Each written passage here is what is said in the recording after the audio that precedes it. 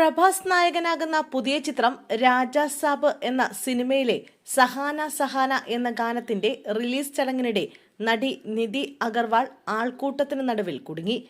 ഹൈദരാബാദിലെ ലുലു മാളിൽ നടന്ന ചടങ്ങ് കഴിഞ്ഞ് മടങ്ങാൻ ശ്രമിക്കവേ നിയന്ത്രണാതീതമായ ആൾക്കൂട്ടം നടിയെ വളയുകയായിരുന്നു. ആരാധകരുടെ തള്ളിക്കയറ്റത്തിൽ നടിക്ക് തന്റെ വാഹനത്തിനടുത്തേക്ക് എത്താൻ പോലും കഴിയാത്ത സാഹചര്യമുണ്ടായി. നിരവധി ആരാധകർ നിധിയുടെ അടുത്തേക്ക് വരികയും അവർക്ക് അസ്വസ്ഥത ഉണ്ടാക്കുകയും ചെയ്തു. താരങ്ങളെ കാണാൻ ആയിരക്കണക്കിന് ആരാധകരാണ് മാളിലെത്തിയത്. കൂടാതെ ആരാധകരിൽ നിന്നും ദുരനുഭവം നടിക്കുണ്ടായതായും റിപ്പോർട്ടുണ്ട്.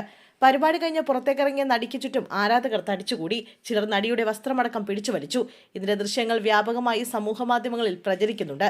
ആൾക്കൂട്ടത്തിനിടയിൽപ്പെട്ടുപോയ നടിയെ പരിപാടിയുടെ സംഘാടകരോ മറ്റോ വളരെ പാടുപെട്ട് കാറിലേക്ക് കയറ്റിവിടുന്നതാണ് വീഡിയോയിലുള്ളത്. ആൾക്കൂട്ടത്തിനിടയിൽപ്പെട്ടുപോയ നടിയാകട്ടെ ആകെ പേടിച്ചിരിക്കുന്ന അവസ്ഥയായിരുന്നു. അസ്വസ്ഥത നടിയുടെ മുഖത്ത് പ്രകടമാണ്.